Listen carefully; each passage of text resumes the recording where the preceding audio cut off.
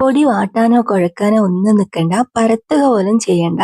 അത്രയ്ക്കും സിമ്പിൾ ആയിട്ടുള്ള നല്ല അടിപൊളിയായിട്ടുള്ള അരിപ്പത്തിലാണ് നമ്മൾ ഇന്ന് ഉണ്ടാക്കുന്നത്. ഇൻസ്റ്റന്റ് ആയിട്ട് നമുക്ക് രാവിലെ എളുപ്പത്തിൽ ഉണ്ടാക്കാൻ പറ്റുന്നതാണ് കേട്ടോ.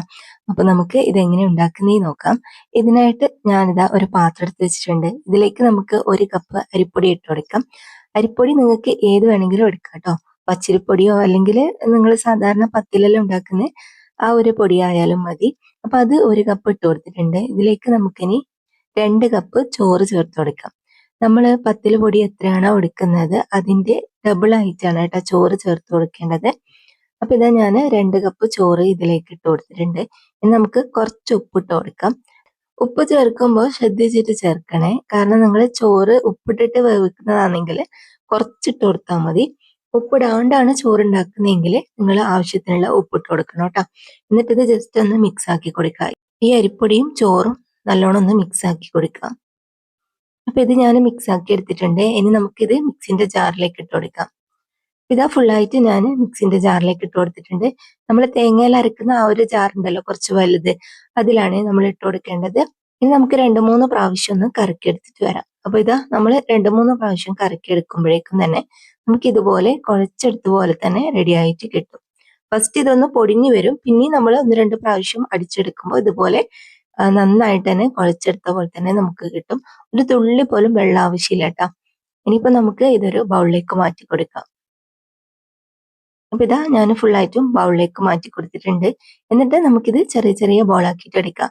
നിങ്ങൾക്ക് എത്രയാണോ തിക്നെസ് വേണ്ടതെന്ന് വെച്ചാൽ അതിനനുസരിച്ചിട്ട് ബോളാക്കിയിട്ട് എടുക്കാം. ഞാൻ നേരിയതാക്കിയിട്ടുള്ള അരിപ്പത്തിലാണ് കേട്ടോ ഉണ്ടാക്കുന്നത്. അപ്പൊ ഇതാ ഞാൻ ഈ ഒരു സൈസിലുള്ള ബോളാക്കി വെച്ചിട്ടുണ്ട്.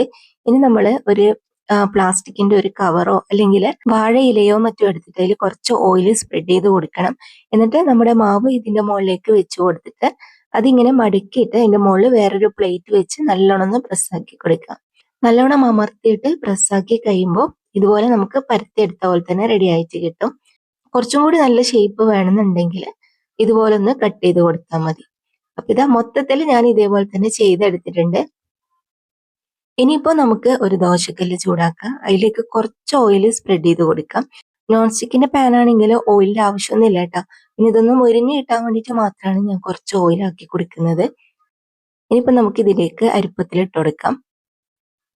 ഇനി കുറച്ച് സമയം ഹൈ ഫ്ലെയിമിൽ തന്നെ നമുക്ക് വെച്ചു കൊടുക്കാം. എന്നിട്ട് ഇതേപോലെ ഒന്ന് മറിച്ചിട്ട് കൊടുക്കാം. ഇങ്ങനെ 1-2 പ്രാവശ്യം മറിച്ചിട്ട് കൊടുത്തു കഴിഞ്ഞിട്ട് ഇതിന്റെ കളറെല്ലാം ചെറുതായിട്ടൊന്ന് മാറി വരും. ഇതുപോലെ ചെറുങ്ങനെ ഒന്ന് മൊരിഞ്ഞൊക്കെ വരും. ആ സമയത്ത് ഫ്ലെയിം കുറച്ച് വെച്ചിട്ട് ഇതേപോലെ ഒന്ന് പ്രസ് ചെയ്ത് കൊടുത്താൽ മതി. അപ്പൊ നമ്മളിങ്ങനെ പ്രസ് ചെയ്ത് കൊടുക്കുമ്പോൾ ചെറുതായിട്ട് പൊന്തി വരും കേട്ടോ. നെയ്സ് പത്തിരി പോലെ നന്നായിട്ട് പൊന്തി വരും ചെയ്യില്ല. നമ്മളിപ്പോ അരിപ്പത്തിലാണ് ഉണ്ടാക്കുന്നത്. അപ്പൊ ഇതുപോലെ ഇങ്ങനെ ചെറുതായിട്ട് മാത്രമേ പൊന്തി വരുള്ളൂ. അപ്പൊ ഇത് റെഡി ആയിട്ടുണ്ട്. ഇനി നമുക്ക് ഇതെല്ലാം എടുത്ത് മാറ്റിയിട്ട് ബാക്കിയുള്ളതും കൂടി ഇതേപോലെ തന്നെ റെഡി ആക്കിയിട്ട് എടുക്കാം. അപ്പൊ ഇത് നമ്മുടെ ഇൻസ്റ്റന്റ് ആയിട്ട് തയ്യാറാക്കാൻ പറ്റുന്ന അരിപ്പത്തിൽ റെഡി ആയിട്ടുണ്ട്. നമ്മൾ സാധാരണ പൊടിയൊക്കെ വാട്ടി കുഴച്ച് പരത്തിയിട്ടെല്ലാം ഒരുപാട് കഷ്ടപ്പെട്ടിട്ടെല്ലാം അരിപ്പത്തിൽ ഉണ്ടാക്കാറുള്ളത്.